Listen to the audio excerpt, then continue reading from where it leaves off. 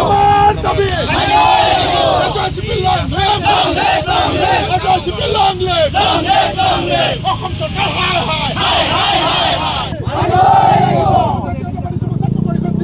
জিন্দাবাদ জিন্দাবাদ অসম জাতীয়তাবাদী যুৱ ছাত্ৰ পৰিষদ জিন্দাবাদ জিন্দাবাদ জিন্দাবাদ ইনকলাব দাবি মানিবই লাগিব অসম জাতীয়তাবাদী যুৱ ছাত্ৰ পৰিষদ জিন্দাবাদ জিন্দাবাদ জিন্দাবাদ জিন্দাবাদ জিন্দাবাদ go back go back go back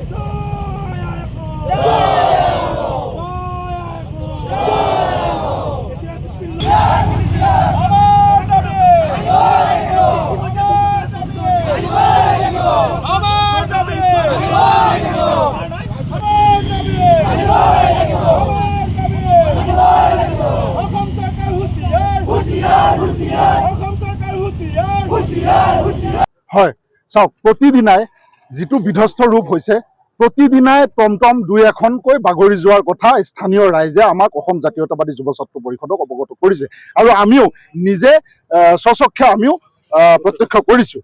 এতিয়া কথা হ'ল আমি অসম জাতীয়তাবাদী যুৱ ছাত্ৰ পৰিষদ ৰূপহীয়া আঞ্চলিক সমিতিয়ে আজিৰ এই পথ অৱৰোধ কাৰ্যসূচীৰ পৰা আপোনালোকৰ মাধ্যমৰ জৰিয়তে আমি নগাঁও জিলাৰ সন্মানীয় আয়ুক্ত মহোদয়লৈ আমি দাবী জনাইছোঁ আগন্তুক আজিৰ তাৰিখৰ পৰা আগন্তুক 7 দিনৰ ভিতৰত যদি এই ৰাস্তা মেৰামতি কৰাৰ কাম হাতত নলয় তেন্তে আমি অসম জাতীয়তাবাদী যুৱ ছাত্ৰ পৰিষদ শান্ত হৈ বহি নাথাকোঁ।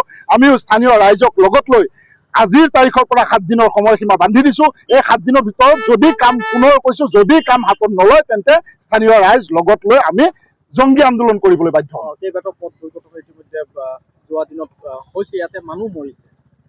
একমাত্ৰ লোক নিৰ্মাণ বিভাগৰ গাফিলতিৰ বাবে আজি এনেদৰে মানুহ মৰিবলৈ আজি এটা ৰাস্তা মুকলি কৰি দিয়া হৈছে বুলি ক'ব লাগিব। মানুহ মৰাৰ এটা ৰাস্তা মুকলি কৰি দিয়া। আচলতে আপোনালোক সকলোৱে জানে, আপোনালোকেও সংবাদ মাধ্যমে বিভিন্ন সময়ত বাতৰি পৰিৱেশন কৰি আহিছে।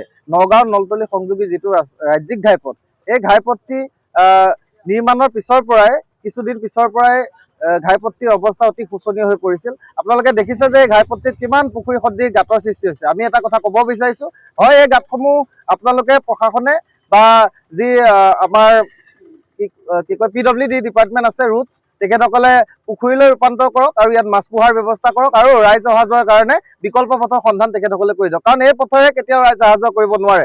এই পথেৰে অহা যোৱা কৰি আপোনালোকে দেখিছে বিভিন্ন টমটম বা 3চকীয়া বাহন 4চকীয়া বাহন দুৰ্ঘটনাত পতিত হৈছে। কি মানুহ মৰিলেহে প্ৰশাসনৰ গাল লৰিব নেকি? গতিকে এই কাৰ্যসূচীত স্থানীয় সকলো জনসাধাৰণে সহযোগিতা আগবঢ়াইছে। কাৰণ আমি এজন স্থানীয় যুৱক, আমি সদায় এই পথেৰে অহা যোৱা কৰি আছোঁ। যেতিয়া বৰষুণ পৰে এই পথসমূহৰ যেতিয়া পানী চপচপীয়া হৈ থাকে ইয়াত ধৰিব নোৱাৰি গাঁত আছে নে এইটো পকা ৰাস্তাই হয়। তাৰ ফলত আমি দুৰ্ঘটনাত পতিত হ'বলগীয়া পৰিৱেশৰ দৰে সৃষ্টি হৈছে। গতিকে আমি দাবী জনাইছোঁ যে প্ৰত্যেক পুখুৰীলৈ ৰূপান্তৰ কৰক আৰু ইয়াত মাছ পুহি দিয়ক। মাছৰ জৰিয়তে ভাল ব্যৱসায় হ'ব আৰু আমাক ৰাইজে অহা যোৱাৰ কাৰণে বিকল্প এটি পথৰ সন্ধান কৰি দিয়ক। গতিকে এই কথাটো আমি দাবী জনাইছোঁ। গতিকে সকলো স্থানীয় ৰাইজ ওলাই আহিছে, আমিও স্থানীয় যুৱক আজি ওলাই আহিছোঁ। অনাগত দিনত যুৱ ছাত্ৰ পৰিষদে জনাইছে যে তেখেতসকলে ইয়াতকৈ ডাঙৰ কাৰ্যসূচী হাতত ল'বলৈ বাধ্য থাকিব। গতিকে আমি আশা কৰিছোঁ যে অনাগত 7 দিনৰ ভিতৰত এই পথটি পুনৰ নিৰ্মাণ কৰিব আৰু ৰাইজ অহা যোৱাৰ কাৰণে এটা সুচল পথ হিচাপে তেখেতসকলে গঢ় দি তুলিব।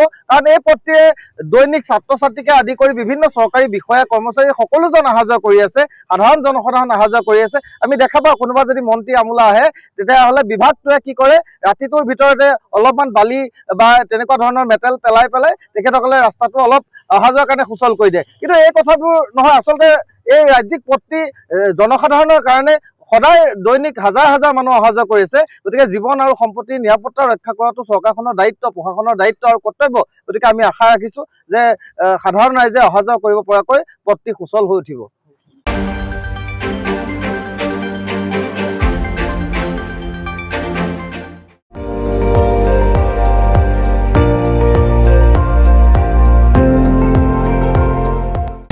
আপুনি চাই আছে ND24, সৰ্বশ্ৰেষ্ঠ নহয় সৰ্বোত্তমৰ দৌৰত।